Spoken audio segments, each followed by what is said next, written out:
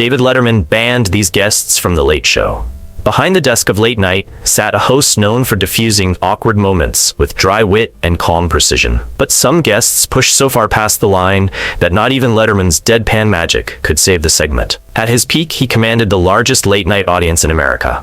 Viewers who tuned in expecting smooth conversation, clever banter, and maybe the occasional offbeat surprise. What they didn't expect: spiraling interviews so chaotic, they ended careers, or at least future invites. From drunken rants to live on-air theft, these 6 guests triggered bans so absolute that even Letterman's famously forgiving grin couldn't welcome them back. One of the most infamous offenders, Farrah Fawcett, whose 1997 appearance remains a masterclass in late-night derailment. What started as a routine sit-down quickly unraveled into pure, televised confusion. Fawcett giggled out of sync with jokes, fidgeted non-stop, and veered into surreal stories about art, angels, and You're long. So you can go and there's a oh golly, I'm so sorry. something else no one could quite follow. Her slurred tangents and inability to stay on topic created a moment so uncomfortable, producers reportedly vowed never to let it happen again. And Letterman? He let the awkward silence speak volumes. The moment she opened her mouth, everyone knew something was wrong. What was supposed to be a charming, nostalgic reunion with America's former sweetheart quickly turned into a surreal train wreck. She rambled about painting with vegetables, claimed she could speak to the dead, and even tried to perform an interpretive dance while still seated in her chair. The audience didn't laugh. They didn't clap. They just watched in frozen disbelief as the star unraveled live on air. Behind the cameras, production assistants exchanged nervous glances. Whispers circulated that she'd been talking to herself in the green room, struggling to recognize people she'd known for years, and forgetting what city she was in. When the show finally cut to commercial, Letterman didn't wait. He turned to his booking team and said coldly, "I don't care what her publicist says. She's never coming back." The ban was swift, and it was final. No second chances. When her team begged for another appearance, Letterman didn't budge. "We don't put people on television who can't function," he told CBS execs.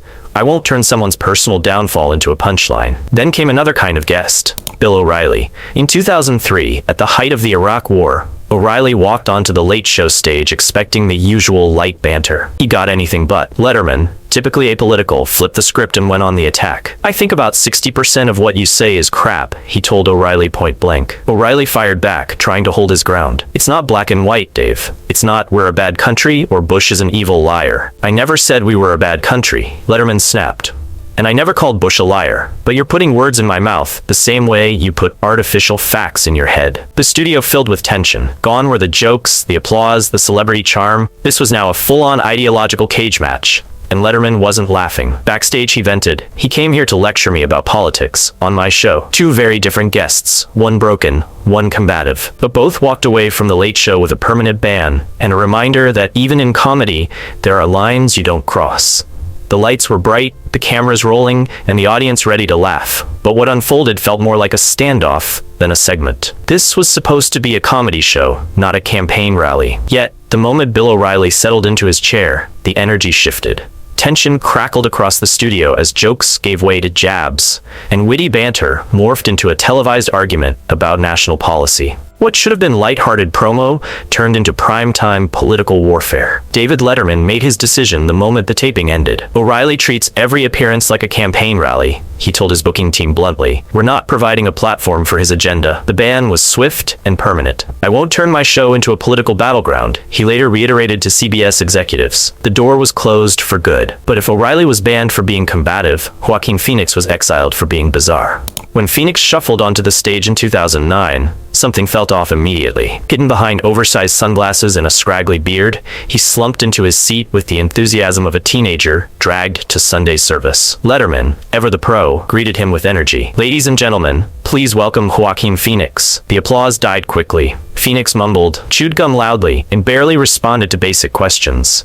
When Letterman joked about the gum, Phoenix casually removed it and stuck it under the desk. A move so brazen, it stunned the room. "Are you doing okay?" Letterman asked with real concern. Phoenix gave only grunts. The conversation flatlined. Punchlines landed in silence. Viewers squirmed. Finally, Letterman dropped the one-liner that saved the moment and buried the guest. Joaquin, I'm sorry you couldn't be here tonight. The crowd roared. Phoenix didn't flinch. Backstage, Letterman seethed. I've interviewed thousands of people, he told producers, and I've never been so deliberately disrespected. Later, when it emerged the whole thing was an act, part of Phoenix's fake retirement mockumentary, Letterman wasn't amused. Even after a return visit and a public apology, the host didn't budge. He made me look like a fool on national television, he told his staff. Korine had all the makings of a perfect guest. Edgy, underground, and wildly creative. His films Kids and Gummo made him an icon of indie cinema. His 1999 appearance went well, filled with strange anecdotes and offbeat charm. But behind the curtain, something strange happened. Something that crossed the line from eccentric to criminal. The cameras had barely cooled after what seemed like a charming interview. Letterman had laughed, the audience applauded, and Korine's sharp outsider wit landed perfectly. Everything looked like a win.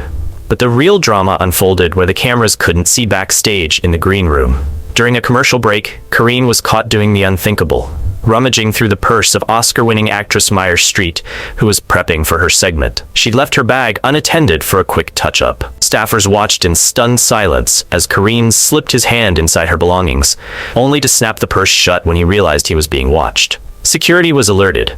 Producers confronted Korine. At first, he shrugged it off. I was just looking for a pen, he said. But when pressed harder, he confessed to taking something, though he refused to say what. The stolen item was never found. Korine had either dumped it or hid it too well. Between tapings, the story reached Letterman. His reaction was instant and volcanic. You don't steal from guests in my building, he told staff, reportedly slamming his coffee mug down. I don't care if he's the next Scorsese, he's finished here. Security escorted Korine out. Street, maintaining grace under fire, chose not to press charges, but made her feelings clear. She felt deeply violated. Letterman made sure the message stuck. When Korine's reps tried to book him again, the answer was final. He betrayed the trust of this show and our guests. That's unforgivable, Letterman said. She walked onto the set like she owned the place, chewing gum, tossing panties, and dropping F-bombs like confetti. What was supposed to be just another star-studded episode of The Late Show turned into a meltdown so chaotic it became late-night legend. Madonna's 1994 appearance didn't just rattle the audience. It rattled the network to its core. The moment she handed David Letterman a pair of her underwear on live TV, jaws dropped. But that was just the beginning. She unleashed a profanity-laced tirade that shattered records. 14 bleeps in under 20 minutes. CBS censors were scrambling, the delay button nearly fried from overuse. Letterman, trying to maintain control, pleaded with her to tone it down. You can't be talking like that. This is American television. But Madonna wasn't listening. She grilled him about his love life, refused to leave the stage, and ended the segment by declaring, I'm not leaving till you kiss it. The crowd, electrified, shocked, some even horrified. Letterman later admitted it was his most difficult interview ever. Viewers flooded CBS with angry calls. Parents groups demanded apologies. Religious organizations called for boycotts. Executives held emergency meetings behind closed doors. Letterman, known for pushing the envelope, had reached his limit. She turned my show into a circus, he told his producers. The ban came fast, and it stuck.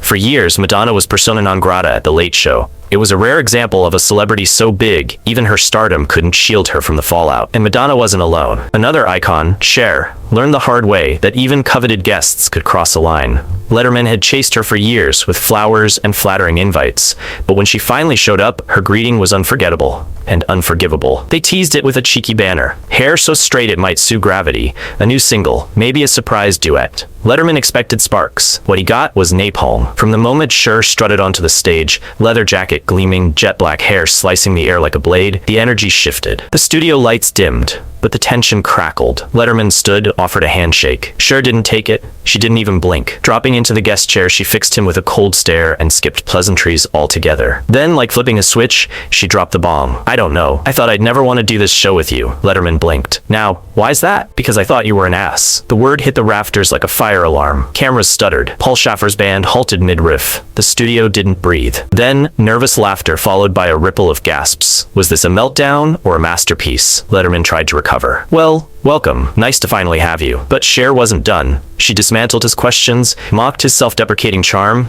and roasted his toothy grin like it was a red carpet faux pas. What Dave hoped would be playful banter quickly morphed into an on-air ambush. Viewers were glued. Producers in the control room screamed for commercial breaks that arrived like broken elevators. Late and useless. 13 minutes. That's how long the chaos lasted on air. The aftershocks rumbled far longer. Backstage, Letterman was livid. "She didn't come to promote an album. She came to set me on fire," he told staff, pacing. By sunrise, the verdict was final. No more Cher. He informed the talent team coldly, "I spent 5 years chasing that booking, and she turned me into a punchline. That door is closed." The network begged, ratings had soared, but Letterman never budged. Cher's publicist brushed it off, just Cher being Cher. Dave had a sharper summary, "I've had enough authenticity for one lifetime." Her name was never mentioned on set again. But future guests got the message loud and clear. Some lines, once crossed, stay burned. Some walked in with swagger, others with attitude, but all 6 walked out never to return. Fame might open doors, but on the Late Show, it never guaranteed a second chance. Behind the laughs and Letterman's laid-back charm was a man fiercely protective of his stage and his standards. Whether it was Phoenix's sneer, Fawcett's unraveling, Cher's icy defiance, Madonna's unfiltered chaos, O'Reilly's combative politics, or Harmony's sticky fingers, each crossed a line that even Letterman wouldn't joke about. These weren't petty grudges. They were firm, deliberate decisions, drawn in red ink and sealed in broadcast history. The bans weren't just personal, they were professional statements. If you wanted the spotlight, you had to respect the platform. David Letterman didn't just build late-night television, he defined the boundaries of it. And these 6 stories prove that star power can get you far, but disrespect gets you banned. Don't forget to hit like and subscribe for more.